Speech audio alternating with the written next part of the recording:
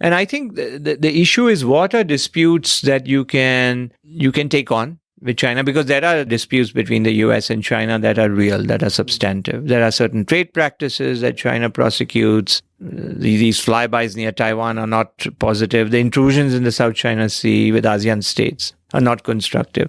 But nevertheless, what are the issues that the US should see as red zones? Every nation has their, let's say, concentric circles of interests. Certain interests are at the heart of a nation. For example, territorial claims, especially if they have some historical basis. I mean, it's a fact that Taiwan many years ago was a part of China. No matter how you conceive of China, it was that's undeniable. Yeah, very hard to say it wasn't. Of course, that doesn't mean that the Chinese position is correct or anything like that. But the point is, this is a core sensitive issue for the Chinese people in a way that is different from, let's say, unfair trade practices as an issue. Unfair trade practices can be negotiated. From the Chinese standpoint, the status of Taiwan cannot be. From the US standpoint, Taiwan is a very distant island that is an interest. But the question is how vitally interested it is. Is it vital to the point where you can flirt with war or conflict over it? I mean, if this were happening in Hawaii, of course it would be. If the Chinese or any power were intruding in Hawaii, for example, or Guam, the US would feel extremely threatened. Taiwan is not the same, but nevertheless, from the Chinese perspective, which is, by the way, shared by many Chinese citizens. This is not just the Communist Party of China. It is sensitive. So not to accept the Chinese version of history, but to understand that this issue can easily escalate. That's right. Yeah. I mean, every country, you're right, has got red lines. For example, when it comes to India, you better be careful before you say anything on Kashmir. Indeed. Because Kashmir is of such a vital national interest to India. And I know how sensitive it was when Singapore was a member of the UN Security Council. Ireland tried to bring it up. I think Ireland got his head bashed. It's very sensitive. Which is fully what I expected completely, yeah. But I want to end, it's amazing, time flies. We've already completed 45 minutes of our wonderful discussion. Frankly, the best contribution that this discussion has made is actually to bring out the complexity of all these issues, which doesn't come through in the black and white reporting that you get in the Anglo-Saxon media on many of these issues. This is why I hope the Asian peace talks are making a contribution.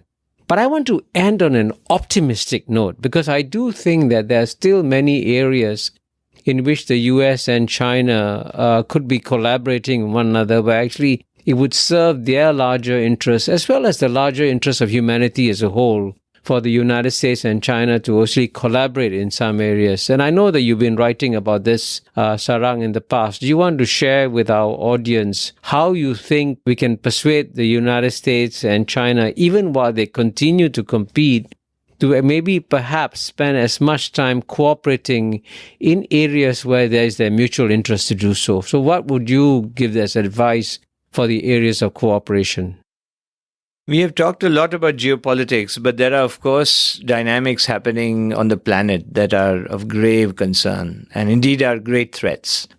The most important one is climate change. Along with that is pandemics, and we have experienced the pandemics in the last 2 years. These are areas where nationalism, and I would even say national identity, reaches its limits, because these phenomena are so thoroughly planetary in nature, so completely suffuse national borders, and are so urgent and grave that their solution can only come from cooperation.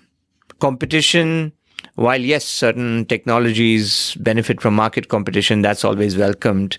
But in a governmental policy sense, there has to be cooperation. So I would put the first item as these planetary systemic threats. Mm-hmm. And by the way, this also includes things like global financial stability. Of course, yes. When the Fed does something or the Chinese central bank does something else, whether it's crypto, whether it's interest rates, what have you, there are conversations on these that happen. But These are areas that need to be more front and central in cooperation. On climate change, particularly in Asia, it is one of the most threatened continents on climate change. When you look at South Asia, when you look at the Mekong Delta, when you look at Myanmar, when you look at the Philippines, if you spin the current natural disasters out by 10, 15, 20 years, we are dealing with substantial economic impacts on supply chains, on manufacturing. And there is all the reason for the United States, with the sort of capacities it has in the region of humanitarian assistance and disaster relief, and indeed Chinese capacities that have become much more stronger now, to proactively say, not just make a statement that we will cooperate when necessary and then sort of forget it, but actually put meat on the bones. To actually say, let us have a summit focused on climate cooperation. Let us not just talk about mitigation in terms of telling China to not use coal, but actually revive our technological cooperation. For example, the energy cooperation that US and China had, they had a center set up that's gone sort of moribund. Innovate in things like carbon capture, removing carbon from the air, hydrogen. There are many technologies that we know are doable, but whether they come into the market 20 years from now or 7 years from now makes all the difference on controlling mitigation. This is where the best scientists and technologists from two countries, and indeed others, should collaborate to bring solutions to bear to the global market. And let there be a self-interest component to it, of course, as well.